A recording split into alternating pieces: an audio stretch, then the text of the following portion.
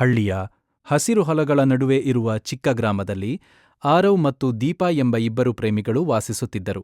ಅವರಿಬ್ಬರೂ ಒಂದೇ ಶಾಲೆಯಲ್ಲಿ ಓದಿದ್ದರು, ಆದರೆ ಎಂದಿಗೂ ಒಬ್ಬರೊಡನೆ ಹೆಚ್ಚು ಮಾತನಾಡಿರಲಿಲ್ಲ. ಆದರೆ ಅವರ ಜೀವನದಲ್ಲಿ ಒಂದು ದಿನ ಬಂದ ಒಂದು ಸಣ್ಣ ಘಟನೆ ಅವರ ಬದುಕನ್ನೇ ಬದಲಿಸಿತು. ಒಂದು ಮಳೆಗಾಲದ ಸಂಜೆ ಹಳ್ಳಿಯ ರಸ್ತೆಗಳೆಲ್ಲ ನೀರಿನಿಂದ ತುಂಬಿಕೊಂಡಿದ್ದವು. ದೀಪಾ ಮನೆಗೆ ಹೋಗಲು ಪ್ರಯತ್ನಿಸುತ್ತಿದ್ದಳು. ಆ ಸಮಯದಲ್ಲಿ ಅವಳು ಜಾರಿ ಬೀಳಲು ಹೋಗುತ್ತಿದ್ದಾಗ ಹಿಂದೆ ನಿಂತಿದ್ದ ಆರವ್ ಅವಳ ಕೈ ಹಿಡಿದು ಅವಳನ್ನು ಉಳಿಸಿದನು. ಜಾಗ್ರತೆ, ರಸ್ತೆ ತುಂಬಾ ಜಾರಿ ಇದೆ ಎಂದು ಆರವ್ ಮೃದುವಾಗಿ ಹೇಳಿದ. ದೀಪಾ ಮೊದಲ ಬಾರಿಗೆ ಅವನ ಕಣ್ಣನ್ನು ನೋಡಿದಳು. ಆ ಕ್ಷಣದಲ್ಲಿ ಅವಳ ಮನಸ್ಸಿನಲ್ಲಿ ಒಂದು ವಿಚಿತ್ರವಾದ ಭಾವನೆ ಮೂಡಿತು. ಧನ್ಯವಾದಗಳು ಎಂದು ಅವಳು ನಿಧಾನವಾಗಿ ಹೇಳಿದಳು. ಆ ದಿನದಿಂದ ಅವರಿಬ್ಬರ ನಡುವೆ ನಿಧಾನವಾಗಿ ಮಾತು ಶುರುವಾಯಿತು. ಮೊದಲು ಶಾಲೆಯ ವಿಷಯ, ನಂತರ ಸ್ನೇಹಿತರ ವಿಷಯ, ನಂತರ ಜೀವನದ ಕನಸುಗಳ ಬಗ್ಗೆ ಮಾತನಾಡಲು ಆರಂಭಿಸಿದರು. ಆರವ್ ಒಂದು ಸರಳ ಕುಟುಂಬದ ಹುಡುಗ. ಅವನ ತಂದೆ ರೈತರು. ದೀಪಾ ಕೂಡ ಸರಳ ಕುಟುಂಬದ ಹುಡುಗಿ. ಅವಳಿಗೆ ಓದಿನಲ್ಲಿ ತುಂಬಾ ಆಸಕ್ತಿ. ಅವಳು ಶಿಕ್ಷಕಿ ಆಗಬೇಕು ಎಂದು ಕನಸು ಕಾಣುತ್ತಿದ್ದಳು. ಪ್ರತಿದಿನ ಶಾಲೆಯ ನಂತರ ಅವರು ಹಳ್ಳಿಯ ಹಳೆಯ ಬನಿಯನ್ ಮರದ ಕೆಳಗೆ ಕುಳಿತು ಮಾತನಾಡುತ್ತಿದ್ದರು. ಗಾಳಿ ಬೀಸುವಾಗ ಮರದ ಎಲೆಗಳು ಮೃದುವಾಗಿ ಶಬ್ದ ಮಾಡುತ್ತಿತ್ತು. ಆ ಮೌನದ ಮಧ್ಯೆ ಅವರ ಹೃದಯಗಳು ಒಂದಕ್ಕೊಂದು ಹತ್ತಿರವಾಗುತ್ತಿತ್ತು. ಒಂದು ದಿನ ಆರವ್ ಕೇಳಿದನು, ದೀಪಾ, ನಿನಗೆ ಜೀವನದಲ್ಲಿ ದೊಡ್ಡ ಕನಸು ಏನು? ದೀಪಾ ಸ್ವಲ್ಪ ನಗು ಮಾಡಿ ಹೇಳಿದಳು, ನಾನು ಒಳ್ಳೆಯ ಶಿಕ್ಷಕಿ ಆಗಬೇಕು. ಬಡ ಮಕ್ಕಳಿಗೆ ಉಚಿತವಾಗಿ ಓದಿಸಬೇಕು. ಆರವ್ ಅವಳ ಮಾತು ಕೇಳಿ ತುಂಬಾ ಸಂತೋಷಪಟ್ಟನು. ನೀನು ಖಂಡಿತ ಸಾಧಿಸುವೆ ಎಂದು ಅವನು ಪ್ರೋತ್ಸಾಹಿಸಿದನು. ದಿನಗಳು ಕಳೆದವು. ಸ್ನೇಹ ನಿಧಾನವಾಗಿ ಪ್ರೀತಿಯಾಗಿ ಮಾರ್ಪಟ್ಟಿತು. ಆದರೆ ಇಬ್ಬರೂ ತಮ್ಮ ಭಾವನೆಗಳನ್ನು ಹೇಳಲು ಹೆದರುತ್ತಿದ್ದರು. ಒಂದು ದಿನ ಹಳ್ಳಿಯಲ್ಲಿ ಜಾತ್ರೆ ನಡೆಯುತ್ತಿತ್ತು. ಎಲ್ಲೆಡೆ ಬೆಳಕು, ಸಂಗೀತ ಮತ್ತು ಜನರ ಸಂಭ್ರಮ. ಆರವ್ ಮತ್ತು ದೀಪಾ ಜಾತ್ರೆಗೆ ಒಟ್ಟಿಗೆ ಹೋದರು. ಅವರು ಗಾಳಿಪಟಗಳು, ಆಟಿಕೆಗಳು ಮತ್ತು ಸಿಹಿ ತಿಂಡಿಗಳನ್ನು ನೋಡುತ್ತಿದ್ದರು. ದೀಪಾ ಒಂದು ಚಿಕ್ಕ ಬೆಳ್ಳಿ ಕಂಗಣ ನೋಡಿದಳು. ಅವಳಿಗೆ ಅದು ತುಂಬಾ ಇಷ್ಟವಾಯಿತು.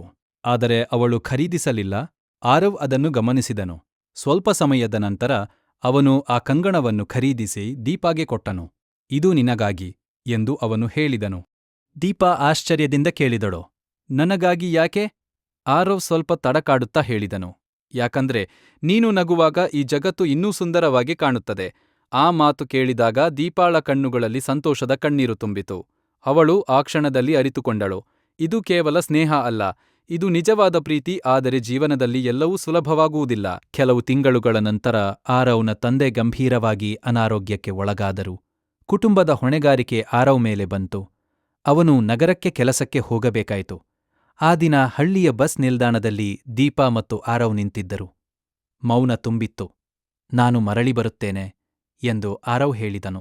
ದೀಪಾ ಕಣ್ಣೀರು ತಡೆದುಕೊಳ್ಳುತ್ತಾ ಹೇಳಿದಳು, ನಾನು ಕಾಯುತ್ತೇನೆ. ಆರವ್ ನಗರಕ್ಕೆ ಹೋದನು. ದಿನಗಳು ತಿಂಗಳುಗಳಾದವು. ಅವರು ಕೆಲವೊಮ್ಮೆ ಪತ್ರಗಳ ಮೂಲಕ ಮಾತನಾಡುತ್ತಿದ್ದರು.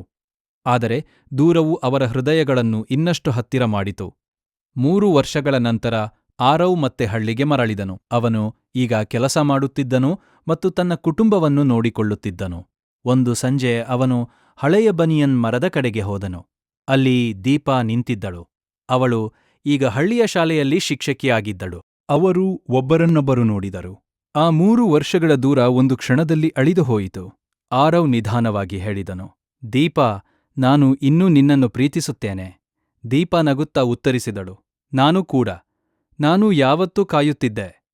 ಆಕಾಶದಲ್ಲಿ ಸೂರ್ಯ ಅಸ್ತಮಿಸುತ್ತಿದ್ದನು. ಗಾಳಿ ಮೃದುವಾಗಿ ಬೀಸುತ್ತಿತ್ತು. ಆ ಕ್ಷಣದಲ್ಲಿ ಅವರ ಪ್ರೀತಿ ಇನ್ನಷ್ಟು ಗಟ್ಟಿಯಾಗಿತು. ಅವರ ಕಥೆ ಹೇಳುತ್ತದೆ, ನಿಜವಾದ ಪ್ರೀತಿ ಸಮಯವನ್ನು, ದೂರವನ್ನು ಮತ್ತು ಕಷ್ಟಗಳನ್ನು ಜಯಿಸುತ್ತದೆ. ಅದು ಕೇವಲ ಮಾತುಗಳಲ್ಲಿ ಇರುವುದಿಲ್ಲ, ಅದು ಹೃದಯದಲ್ಲಿ ಇರುವ ಭಾವನೆ.